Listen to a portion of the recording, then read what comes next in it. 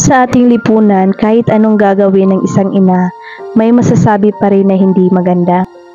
Kapag binilhan mo ng gamit ang anak mo, sasabihin nila, spoiled mo talaga ang anak mo. Kapag hindi mo naman nabilhan anak mo, sasabihin nila, ay, tinitipid anak nila.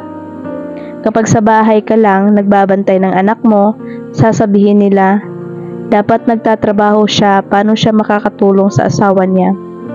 Kung nagtatrabaho naman, sasabihin nila, minsan lang maging bata ang mga anak, kailangan gabayan. Kapag tumaba ka, sasabihin nila, naku, pinabayaan na ang sarili. Kung nagpapayat naman, sasabihin nila, may oras pa ba siyang bantayan ang anak niya?